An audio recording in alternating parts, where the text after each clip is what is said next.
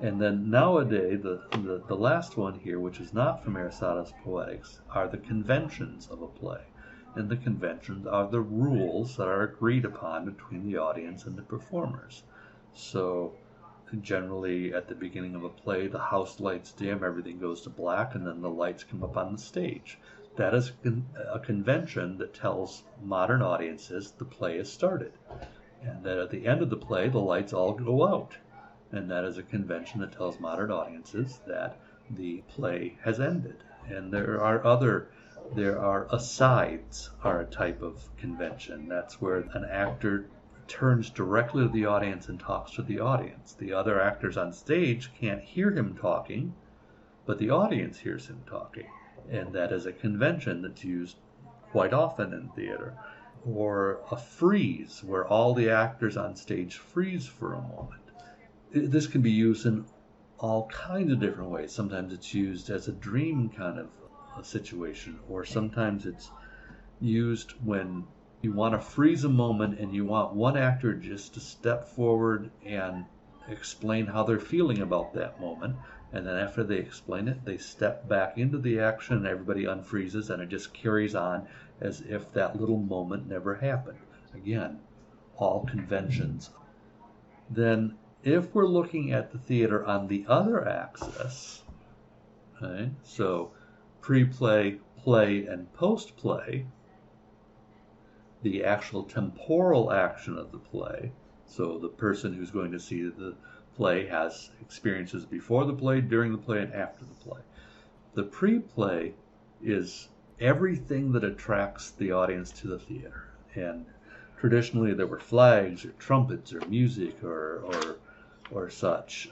If you think about back when the circuses used to travel around, they would have parades through town to get people to come out to see the circus. And the circus is not exactly theater, but it's theater adjacent. So, in today's world, we have posters and billboards and advertisements and all that. And that's all part of the pre-play. It all helps inform the audience on what they're going to be seeing. And it's actually something that I hate about trailers for movies, because I think that trailers often give away the best parts of a movie. So I don't usually like seeing them. When the audience goes to the actual theater and they've gotten their tickets and they're seated in their seats and everybody's talking and chatting, and the audience is aware that it's an audience, that they're aware that they're with other people sitting in there all to experience the same thing. This all is part of the pre-play, and it all affects the way you see and enjoy the play. So if you're going to see a play and nobody is making a sound when you're sitting there, it's different. The play's experience will be different for you than if before the play everybody is talking to one another and there's a lot of things going on. Frequently, theaters will play music during the pre-show. That's that time when the audience is sitting there waiting for the play, and that's all designed to get the audience to be in the right frame of mind to watch the show. So then after the pre-play, you have the play. The events of a play are broken down into 4 features. There's the exposition, conflict, climax, and denouement. The exposition, and I'll get into more of this later, but the exposition gives the audience the information about the characters and the structure of the play and the time period and all that stuff that will help them understand the play. Conflict happens. Without conflict, you have no drama. It is conflict that actually makes the protagonist decide to do something, which starts the action of the play really going forward.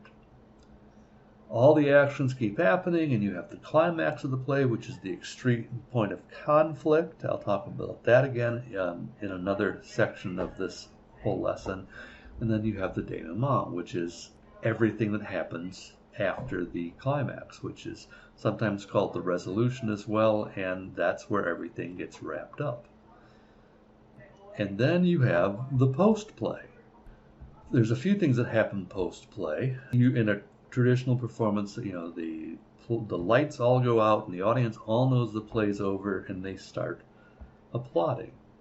It's an agreement between the audience and the performers that during this time the cast will come out and they will bow. This is called a curtain call, and depending on how the audience, how well they thought the play was, they applaud wildly or lightly, or sometimes they stand up and give them a standing ovation. I think that happens way too often nowadays.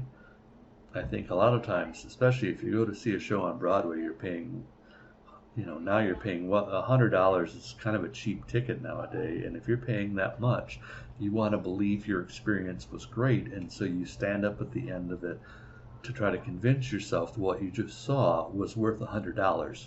That's my cynical view on it.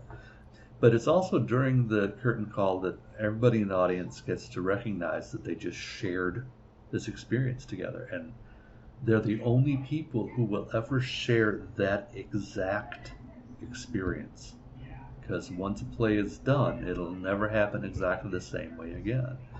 And then usually after a play, the audience continues to talk about it as they walk out. They talk about it, they might go out for coffee or drinks or something and they talk about it. And then there's also post-play parts are reviews and articles. There's interviews with actors, and all of this debating and interviewing and talking is known as dramatic criticism, and we get into that a little further on in the class.